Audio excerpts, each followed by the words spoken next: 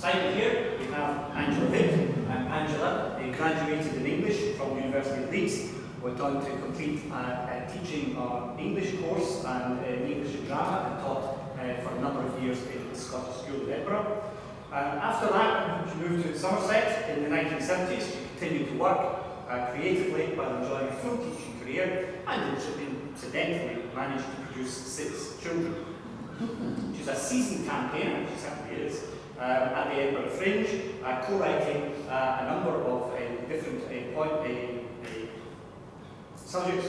Hanged Too Good for Them with Jeremy Towler. She's appeared in Blue Remembered Hills, and she's completely versatile when it comes to acting.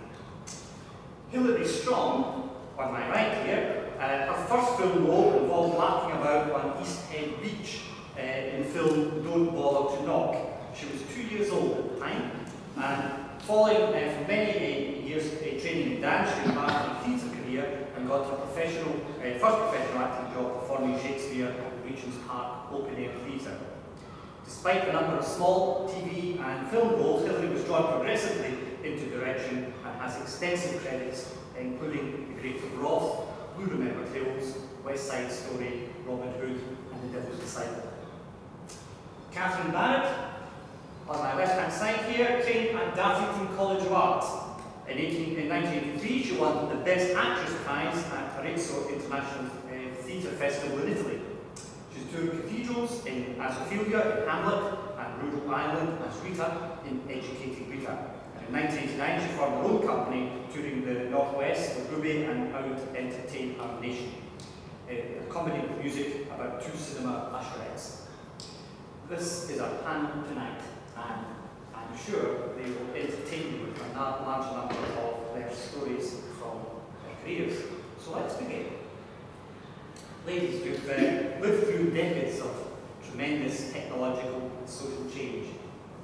Between your birth and now, we've been to the moon and back, we have split the atom, we've turned the world into a global village, and you've played your parts in that during this century. So as you look back over this period of change, let's start at the beginning. Tell us about your beginnings. What was life like in your family when you began your life? Okay, well, I just want to say first, trade description that I'm not approaching 60. I've taken the fence into Gallop and I'm over it and I didn't fall. I was born 60 years ago in Middlesbrough in the northeast. I had an Italian mother and an Irish father, which is an interesting combination. I was the only girl amongst 4 boys, and I've now got 4 sons, so I spent my whole life trying not to watch much of the day, not very successfully. Life in my family was wild. There were 5 of us in what now seems like a ridiculously tiny house. We had a lot of fun, we had a lot of fights. We had one good rule, which was you could steal food from each other's plates, but you had the right to spear the hand of the thief with your fork, and you know, I'm devoid of vanity because I've had 4 brothers, and they spent their whole lives telling me, you know, I look like a horse. That was my nickname, because my nostrils. And I remember coming back from church one day and they were ahead of me and I ran to catch them and they all lined across the road waving like you do to a runaway horse. So they were very young. I remember my first mini skirt, they all just collapsed into laughter and I burst into tears and ran up to my bedroom. They don't remember any of that, funnily enough.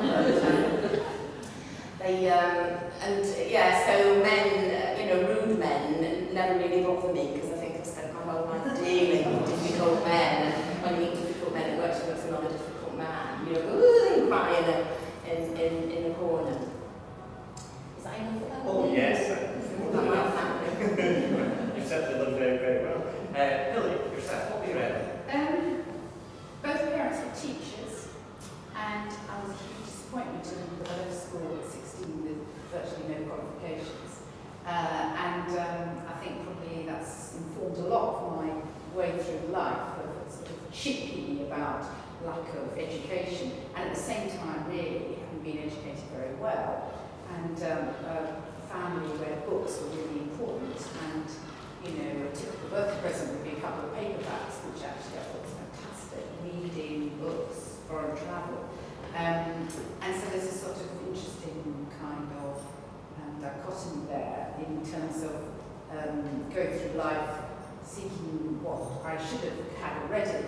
It was quite a middle class upbringing. I had 2 sisters, no brothers, and quite firm discipline as well. Parents who were extremely strict, and schooling that was very strict, and I think that's an interesting background, a very English middle class background. But generally, my father was a lay reader and a very, very good preacher, and so we would go to church on Sunday and he would preach, and I think that informed me theatrically. He was quite a storytelling preacher, and a very charismatic one in many respects. So I think a combination of dancing school, which was incredibly important, and a wonderful teacher who was very creative, and that sort of books and preaching, I think, is probably the biggest influences. And Catherine, what was your early life like? Well, I've got 2 brothers, 2 older brothers, one 6 years older and one's 8 years older. And both my parents were rebels in their family, and they both lived abroad. My father was born in Egypt and lived there till he was 21, and my mother lived in Africa until she was about 8, where her parents had a coffee farm. And my father was a sort of social climber on the way up, and my mother was trying to go on the way down, so they sort of met in the middle. And that was quite strange. My father was deaf from the bombs in the war. They affected damaged the nerves, so we thought a lot of his eccentricity was to do with him being deaf, but actually I think he was just eccentric, really. Very, very eccentric. And so he was very keen that we should go to public school. And so my 2 brothers were packed off to boarding school, and I refused to go to boarding school. So I was sent to a day school after a lot of that. So it was quite a funny childhood because he wanted to live in a very isolated place. So although I had 2 older brothers, it was a bit like being an only child. And I was very jealous when they came back in the holidays because I thought they were being spoiled terribly and nobody loved me. So I decided I was adopted. Obviously I was a princess and things had gone horribly wrong. And I didn't belong in the family. But very sadly, I wasn't adopted and I'm not a princess. So, and they just used to laugh at me a lot because they're a lot older. And then the other funny strand in my family is that my parents were open Plymouth Brethren, so I had quite a strict upbringing in that way. So I went to a girls' public school with parents who went to an open Plymouth Brethren assembly in a very working class area of Bristol, which is nowhere near where they lived. So trying to get all those things together and then deal with my relatives, because on my mother's side they were Scottish, and some were more Scottish than others. Some really emphasised that, some really didn't, but quite well-to-do, public school, da-da-dee. And then on my father's side there were butchers and bus drivers and came from South End. Well, some I met came from South End. And at school it was all Church of England, which was completely confusing to me because that wasn't what I was used to. So that's probably had an influence on always feeling I have no idea what's going on. Everybody else seems to know what they're doing. And so you can imagine that acting is a blessed relief because you can be somebody else. And I acted from a very young age, not professionally, just beautifully at home. Again, not appreciated because I was always being a fairy, but as I had glasses and sticky out teeth, the effect wasn't great. and I went to drama school. And my mother said, well, you have to do that, you can't do anything else, which was a little harsh, but anyway. And I let's loved move on it. from that, because we're moving into your salad days now, right? And they say if you remember the 1960s and you weren't there, is that true for yourselves as you move through the 60s and 70s? I was there. I'm at school, working hard. Yeah, I had quite a difficult life at that point. My father had become very ill, and my brothers got very ill, and they both died within 3 months of each other. And it's exam results today, and I always used to say to the kids when I was teaching, never get worked up about your exam results. The day I got my exam results, it was the day of my brother's funeral, and that very neatly put them into proportion. So yeah, the 60s weren't great and groovy for me at all. They were quite difficult.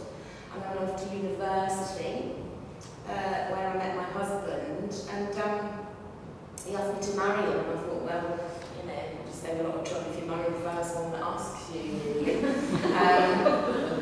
So I did, and I was so not in the 60s that, whereas everybody else was living together, we got married. I don't know why we did that in the second year, but anyway, we got married, and I mean, it's 40 years this year, so I suppose it was a sensible decision, I think.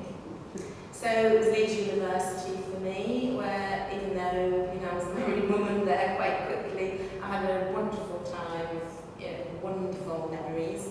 And then after that, I moved up to Edinburgh, because my husband he'd taken a job back in my hometown, and so I took a teaching job in my hometown, and then my husband got the chance to do research at Heriot Watt, and I thought, oh, I could live in Edinburgh then, right, you do that. So having been married by then for several years, we had to split up. He came to Edinburgh, and I went back to live with my mother, and worked, handed my notice before I started the job. And in those days, you just could think, well, I need a job in Edinburgh in January. Oh yeah, there's one at Volcanoes School. I'll apply for that, and I got it, and then I came here, and I have very, very happy memories of my time here. This is where my first child was born after lots of difficulties. I think Elsie Ingalls is well closed now, but I spent many months in that hospital. He was due in October. They all used to take the mickey out of me and say, you think you're having a Christmas baby sitting in that corner, because I was not very good at having babies, so I had to rest a lot. And dear friends bought me bubbles to cheer me up, and I used to look out half the seat, blowing my bubbles, growing my bump, and they used to rub their heads and say, just think it's another of our nutty patients. So that brings me nicely to motherhood, so someone else can have their salad days again. So what about yourselves, ladies? Did you catch a kettle around during flower cup? Well, I had such a weird kind of period, because I left school at 16, mainly because my elder sister, who was academic, studious, sensible, said, look, why don't you leave? You're obviously not going to be any good at doing the A-levels. And I said, yeah, I'll leave. And I got a job as an assistant matron in a boys' prep school, which in those days you could do without having any CRB checks, training, or any idea of what we were doing. And I had 2 years of making beds. Absolutely, no idea, And then there were sort of 13-year-old boys in school, and I was 16, and I had to be very, very fierce. Really, we're surviving, and making beds, dealing with sickness, it was just hilarious. And in a funny kind of way, I then thought, well, I'll go to a teacher training college, I'll become a teacher, I'll do drama, because after all, what else kind of thing. I had 2 teacher parents.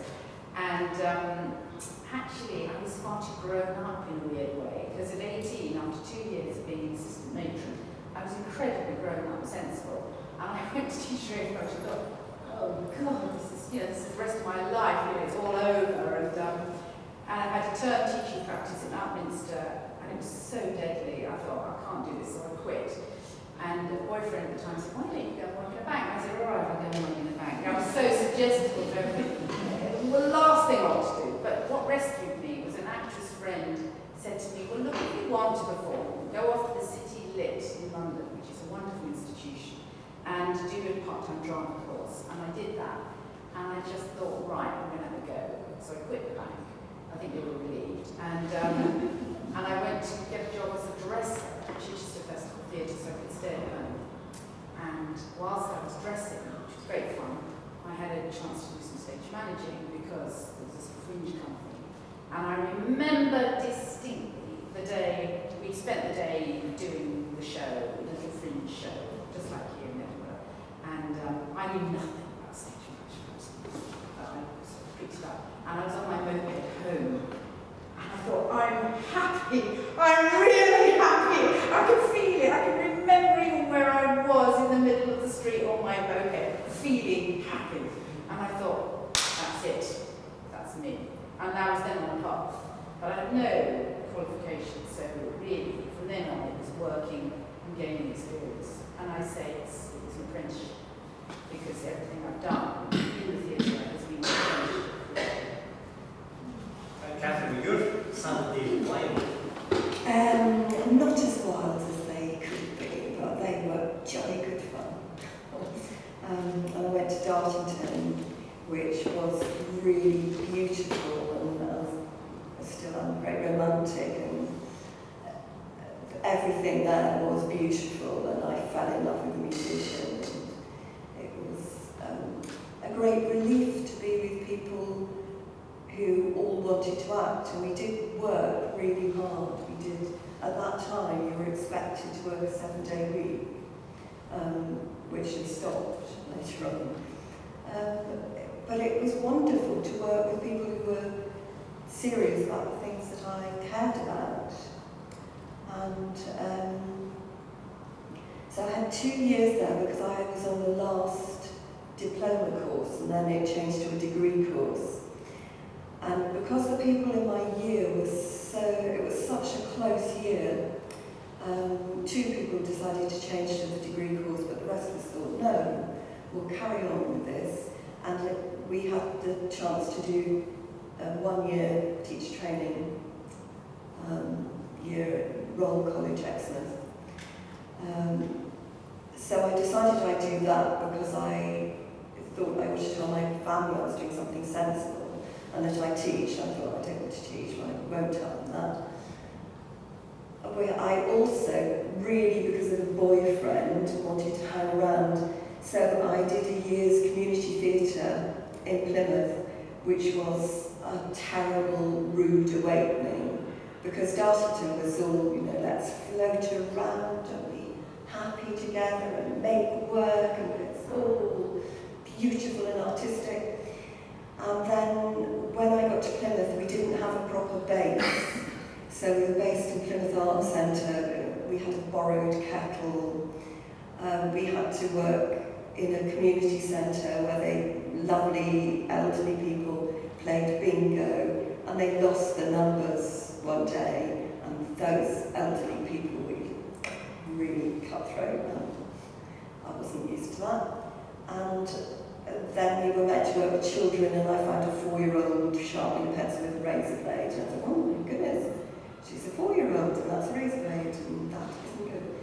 And it was so harsh after all the floating around, and they didn't want theatre people, and that was really difficult. Then I went on to do the teacher training year, and got a very difficult school. But I persevered, and I did it, and actually it was really useful because I then moved to London and did supply teaching. And I think if I hadn't had those 2 bad experiences, I would never have survived in London in really difficult situations in difficult schools. And I just knew I wanted to act, so I got in touch with anybody I could think of until I found a room in London, and I lived in a really grotty bedsit where there were 3 moves to put the kettle on, and if somebody came to see me wherever they sat, they would have to get up so I could get the kettle on. But it was a really good training for life because all sorts of interesting people passed through, and I did a lot of very strange shows, some were successful and some weren't. But I made really close friends because we were all in the same boat. We didn't have money, and I did a lot of fringe things where we just passed the hat round and whoever needed the bus fare got whatever money we had. So it was a good time. You seem that the three of you seem to have been very involved in teacher training and teaching and education, and yet you moved into drama and you moved into humour as well. I've already mentioned a lot of changes in society during the time that you were growing up and developing, and one of the greatest changes, of course, have been the role of women, position in society and position in the expressive arts that you've been involved in as well. During your years of development, have you been part of those changes, or have you been bystanders, do you think? Well, I think probably, yes, I think I have, because despite my lack of academic life, I have been lucky, fortunate enough to have positions of quite high status in the theatre. And I think that's largely due to the fact that my mother was somebody who, she's still alive, very dynamic, absolutely thought could do anything. And her mother, who was spoken of as an absolute tyrant, took me. My mother had a very difficult relationship with her, was a very exceptional woman in the sense of what she achieved. She was not perhaps the nicest of women, but my mother acquired her confidence doing whatever she wanted. So, for example, my mother in her 30s with 3 young children looked for a nursery school. It was 1953. There was no nursery school, so she started one in the garden and eventually built a structure, and it was an enormous success, and she had absolutely no question in her mind that she could do it. And I know that I acquired that view that women could do anything, absolutely anything. And I think what I balance that with is that I think there's a lot against women in achieving what they want to achieve. They can do it, but there's all these obstacles still, absolutely still. And it's a lot to do with, when I think you get married and have children, if that's what you want, because the difficulty is having both. And I am not married and I don't have children. And I regret that, definitely. But the fact is that not having a husband and children to worry about meant that I could cross the country and take a job wherever it came up. And, I think, people in the audience might disagree, but I still think it's really difficult for women to have both. You agree? I do agree, and that's a very fair comment. And one thing I think is now, young women have choice, and that's always a good thing. You can have choice. You can choose whether to, have a career, have children, have both. Whereas I think, when I had my eldest child, now 34, it was really, I often look back and think, why didn't I just give up work? Why didn't I just carry on? Because I was at quite a good point in my career, but it just never occurred to me to do anything but stay home and look after him. And in fact, once I got him out of that damn hospital and put him there, I remember thinking, is this what you do all day? This is, it's a bit dull, really, isn't it? That's why I had 6, just to sort of spice life up a bit. But what strikes me now with young women is that they do have that choice, but nearly every young woman I know who has a child is no longer has that luxury that I had, whether I found it a bit boring or not. They were privileged years when I was at home with my family, and at the time I might have been a bit frustrated on occasions. I look back now and think I was very lucky to be able to share in their childhood so completely. Whereas I think modern young mothers have got to go back to work, it seems to me. It's not an option anymore. You must be very, very blessed to be able to stay home with your children. And now you are trying to, and nurseries are expensive and your mortgage is expensive, and it just seems to me this new freedom is a double-edged. So do you reckon you had it easy in comparison? No, I did not. I had 4 kids in 5 years. And all I can say is I never had 20 seconds to get myself to the loo without several of them following me. I don't think I had it easy. I think, well, I made one choice, you know, that was the road I took. I'll never know about the road not taken. But I think I did have a choice, and now that choice is not so available. Catherine, where do you stand? Yes, I sort of agree with Angela that when I was at drama school, I think it was a golden time, and we were very optimistic that we could change the world and that the world would change. And I didn't feel it was a disadvantage being a woman. I just felt they always referred to actors, never said actress. We were all equal, we worked together, and it was exciting. And then Plymouth was a terrible shock that the rest of the world wasn't like that, but I still thought, we'll get somewhere. And during the period when I was living in London, I think it was really when AIDS sort of hit really badly, that I noticed a change in just walking along the streets. Before that happened, it did seem sort of a place of possibility again, that London was full of possibilities. And you didn't get shouted at in the street very much. And then there was a sort of change where, there were sexist comments shouted at you, and I did get followed, and it felt as though things were different. And I also think that I did a diploma course which didn't have to be certified by an outside body, whereas the degree course did. And the dance that we did was banned for the degree course people because they thought it was too strange. And I think we had a freedom of expression that went, and that the things that the tutors we had did were very geared to the people they had on the course, and it was exciting. It could also be, though, have to mention it, but the rise of Thatcher. Well, absolutely. Actually, that coincided with a I think it period was. of monetarism and capitalism, which was a shift.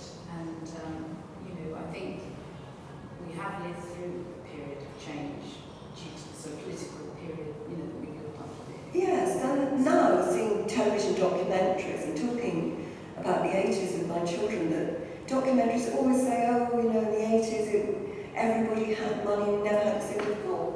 No, they didn't. There was a lot of poverty. A lot of children I was teaching in those London schools, they didn't have money. And I remember going round a class and thinking, I better not go to that corner, because I knew they were discussing the robbery they committed the night before. And I was thinking, I think I'll go over this corner.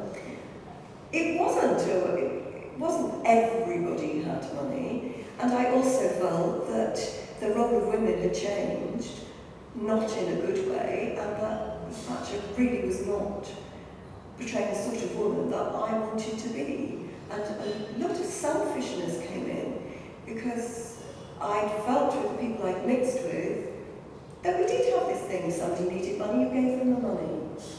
And then it suddenly became, get on a bike, you can do this, I can get a job, you go off and get your own job.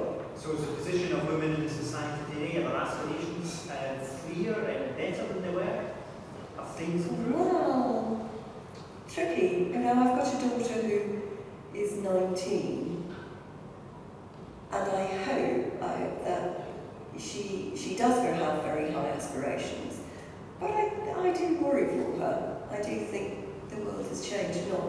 I think, you said about we're all involved in education, and we are, and I work now with young people a lot, and my perception is two things. I think we very badly let young people down by idolising them in the marketplace, and this sort of recent riots is a good example of what happens when you encourage young people to think in an acquisitive way about brands and so on. And a friend of mine was saying when he was young and poor didn't have the same obsession. And I think this, you know, we've had 20 years of commerce absolutely going after young people, making them more important in the way than they are. But secondly, I think balancing that, I think young people are emotionally more mature than certainly I was at 14, 15, 16, 18. They have great ability to empathise and to appreciate different opinions and views. Even young people from disadvantaged backgrounds with perhaps poor role models, still you can have an emotionally interesting conversation with them. And I think that's the good side. What do you think has caused that? Why are they more mature than you were, maybe? I think more freedom.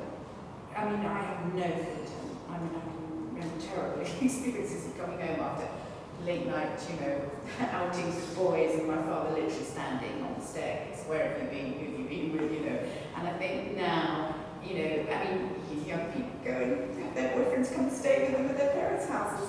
Can you imagine? But I think they just generally are freer, and I think that freedom's a good thing. Are your kids freer? Are they more mature? Than you were at that age? No, I didn't. I think, my teenage years were very challenging and difficult. They brought me a maturity that, thankfully, my children didn't have to have. I would be the only mother that was showing them out the door, go to a party, have some fun, don't stay and doing your homework every night. Because that's how my adolescence had been, and it wasn't what I wanted for them. Again, I've got a 19-year-old daughter, and certainly the world is their oyster. She's full of ideas and talent and ambition and confidence. Her older sister, I have two daughters, her older sister is, chosen a different path. She's a single parent with two young children, and I don't envy her life at all.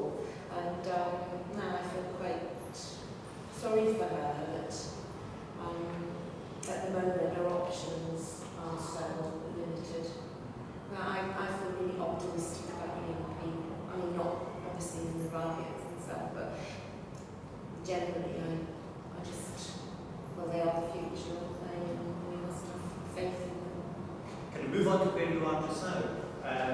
You've lived lives, you've lived very busy lives. You think you've now come to an age where you're ready to contribute something more because of your maturity, because of your experiences, which come out in dramatic performances, your humour? Are you at the right age to be where you are just now in terms of art and literature? Well, my mother always says, my most creative years were between 50 and 70. She had no elderly parents to look after. I have two elderly parents to look after, and that does impact massively on my ability. Negotiating that they would understand the need for me to go to Edinburgh for 3 weeks has been quite challenging. I do think that's a big thing, you might not have children or grandchildren when you've got elderly parents. So, but apart from that, yes, I think you're more reckless and you're more like, what the hell, I'm going to do it, which is certainly the theme of our experience, isn't it? That we decided we were going to do a show, and what the hell, and even people say it was a midlife crisis and a frolic, we were going to do it. And I think that when you get past 50, you are facing life in that way. And I feel my children are really sympathetic to that. They're really, go for it, Mom. They've, helped fantastically with all the fundraising to pay all our Edinburgh expenses. And, at one point, my older son, he's come up to me on technician, and my other son is an actor, and he was also coming up for the Fringe. And then my youngest daughter, her romance broke up, and she said, do you think I could come up, Mum? Can you? And I just went, no! I thought it was 50% of them, and this is my point, it's really nice you want to come, but actually, back off and leave me alone. But, the majority of them would have been up to visit at some point. So, I do feel I'm in a good place creatively, allowing for the fact that, I'm a granny now and there's babysitting and stuff to do. I think, I do have a lot of freedom to pursue my dream. Are you agree with that? Are you in the right place? Yeah, I think both my children Freya left home last year and my son's just left home. I have two elderly mothers to juggle and a very disturbed cat and husband. So that's, and their children always fine. He's not disturbed, no. Their children are always fine, but the cat is not. But yeah, my children have been really good about it actually, because I have chronic migraine, so that I had to give up acting. And I was very nervous about doing anything again, but Hilary Strong is rather persuasive. So then she introduced me to Angela, here we are. And so my children hadn't actually ever seen me act until, was it a year ago, 2 years ago? 2 years ago. 2 years ago, they came to see us do a spoof Greek tragedy thing, and they were very quiet afterwards. So I said to Freya, was it all right? And she said, well, you didn't look like you, and you didn't sound like you, so it was fine. And they back off, you know, they're not coming out to Edinburgh. They're getting on with their lives. But it is a really nice feeling that they're launching themselves into the world, doing exciting things with talent, and that I'm launching myself into the world again. So, yes, it's a nice feeling. When you look at Greta kind of grows in stature and beauty with age. Do you see yourself progressing in similar ways through your 60s and 70s? Well, I like the idea of beauty with age. I think I'm more beautiful than I defy anyone to argue with that. So, dream of it. But what advice then would you give to following generations of artists and writers, given your experiences? I think, I remember once I had a bad patch of sort of anxiety. I was in the wrong job, you know, one of those situations, and I started getting acid stomach, which is a real killer. I remember going to the GP and he said something really helpful. He said, you are on a path at the moment. Do not think that is the only path you need to be on. And it was wonderful because you do, I think, in life become caught up in some either work or relationship or responsibilities, and it feels like that's it. And it's absolutely right, it is not it. There are many, many different ways and many pathways. And I think that's something that you really get at 50. And I think that we go on separately and together doing creative things well into our 80s and 90s. So what advice would you give to youngsters coming up? Particularly women. So don't get married too soon. I'd say once you have a child, it's the end of selfishness, and so choose carefully when you have a child. And I think you've got to be true to yourself and believe in yourself, and whatever it is you want to do, don't let other people. I think I'd allow myself to be put off by other people saying no, and don't do that to your own self. Be true. I really, yes, believe to your own self, be true. And I think I wish that I'd enjoyed myself more when I was younger, instead of trying to be good so much. I wish I'd embraced life more. I was very frightened, I think, and I'm very pleased that my daughter doesn't seem frightened of anything. She's a bit scary, really.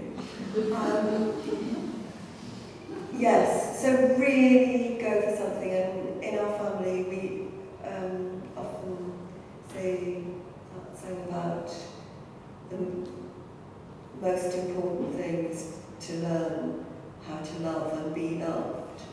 And I think both those are really important, that you need to express love, and to me, acting is a form of expressing love. I'm not sure I can explain this, but it is. It's a communication, it's trying to reach out. but it's also really important to accept love, and I think it takes years to learn how to accept from people as well as give. And they're two really important aspects of life, I think. You've heard this been all sorts of different points of view tonight from a wonderful panel. Lots of issues have been raised. Would you like to join in the conversation and develop any of these?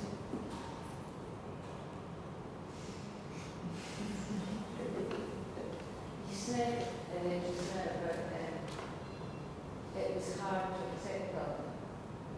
It was easier to give. Yeah. Do you not think it was related with the way you were brought up years ago? Well, I think, because I was brought up in a very strict religious background, and one of my mother's sayings was always, you're not the only pebble on the beach, and it was all about, you've got to think of other people. And I remember having Christmases where we had sandwiches, and we had to go down the road to this poor family, and they were having turkey, and we were all looking at their presents. This is as children thinking, much better present. So yes, partly, I think it was my upbringing, but I think it's also my nature. Difficult to say, really. You have to ask someone who knows me.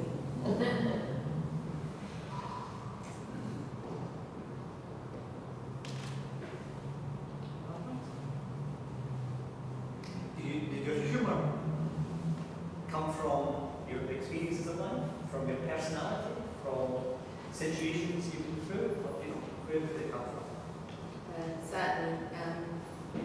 Certainly, well, it came from family. My brothers are all very funny people. My mother was a very funny woman.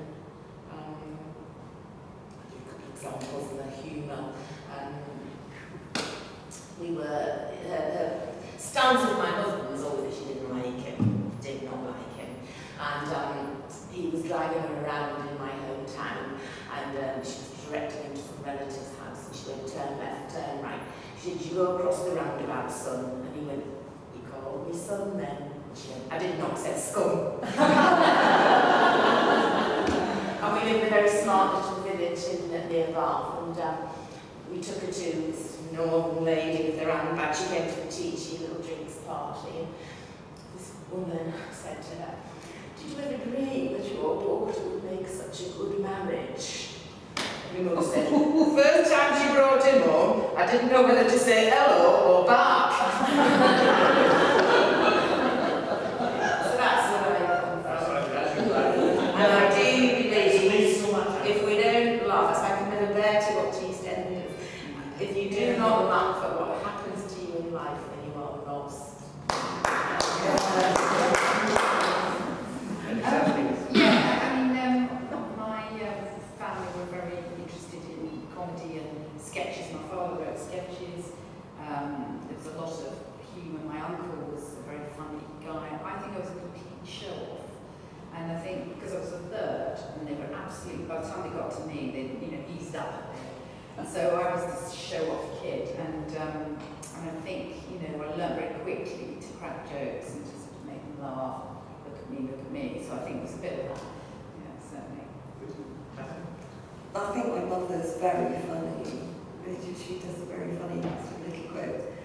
And my brothers were funny.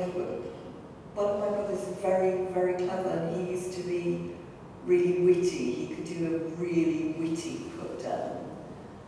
So I quite enjoyed that. There is acting in my family, which the part of my family I was in disapproved of course. Yeah, we did laugh a lot. I think you have to laugh, don't you? I mean, that is what's wrong with programmes. I remember watching Dynasty once, and somebody fell in a swimming pool, and they all went, and you think, no, in real life, somebody falls in the swimming pool, and everybody goes, and some people, but we are ridiculous, aren't we? We're just ridiculous, so we should laugh. I asked you about what advice would you give to female artists and writers. Would you, and you're very profound in what you said, would you give different advice to male artists? Do you see a difference in genders? Be nice to female artists. Give them more space. No, I think I would, often be nice to women in general. Yeah. My son is an actor, and I just say the same kind of, that part didn't suit me, son. And don't worry that you didn't get that. And, treat everybody with courtesy, and try and honour the things that you've agreed to do, or who knows, what will happen. What do they say? Be nice to everybody. On the way up, and they might be because nice to you're you. on the way down. On the way down. It's a really interesting question now. I think I'll turn it around and say that I do think women could learn from men when they work very single-mindedly, straightforwardly, follow a path. And I think that women often learn from that. So I suppose to learn from women to, be more open to different ways of doing things, to multitask more, to look at possibilities that are on offer. I think women are very good at that, and men tend to go down the line. And that's why they're successful, because they follow a clear path, with determination. We have talked a little bit about working in a company with men and with women, and I did generally enjoy working with men, partly because it's Johnny Naz if you're the only woman who can go with the company. But and we get on very well, as you can probably see. But there are companies where it's much easier to work with men than to work with women. If the women are insecure. When I first had my daughter, I was offered a small part, and so I took it. And I was working with an actress who had been very beautiful, and she still was beautiful, but not in the way she'd been when she was young. And during this run, I discovered I was pregnant again. So I came in all excited, going, I'm pregnant. And she was horrible. She said, well, that's the end of your career, which in a way it was. But that nastiness that women can have is not to be encouraged, is it? I think there is, I have to say, and I have the same experience, when I work with women in theatres, it can be very difficult. The problem is, so much of their career is bound up with how they look. Yeah. And, it's sort of, they worry all the time about, when they reach 30 or 35, that the career will be over, and there are not the parts for women, and all of that makes it very difficult for women in the theatre. Which is why you have to write your own plays. Again, do you agree with those sentiments that have been expressed by men are more single-minded, which is why they're more successful? Yes, I do. I work groups, and I would say sometimes I work more male groups. There's a little more task focus, I would say, it's very strong on that. Because it's so relational, you might forget tasks. Yes. Relations, which I sort of works with work, so you can forget and see them both. But that's also sort of generalisation as well. Task focus women. Yeah. So yes, that's really nice. Any men academic views on this? Well, I'm total scatterbrain, so I know words, so Perhaps you're the exception to the rule, of course. Well, ladies and gentlemen, I'm afraid we're coming to the end of our evening. This part of the evening, because obviously it's going to continue later on with the common ground at 7:30, and we have youngsters who are going to be here telling us a lot about what their experiences have been in Tanzania, and I think if you've not seen this already, please wait behind. I think you'll be very impressed at their performance. And then at 9 o'clock this evening, we have an absolutely outstanding sax quartet. I'm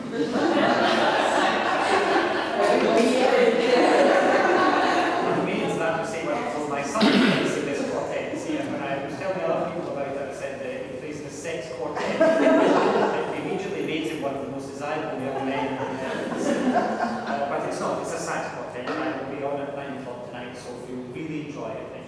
like to go on to that. But before we leave this section, I would like to go back to our panel members here and ask them this last question. When Cecil Rhodes died, a great founder of British imperialism in Africa, he had on his gravestone the words engraved, so much to do, so little done. What would you choose as you read it? I think I'll go with Spike Milligan. I told you I was ill.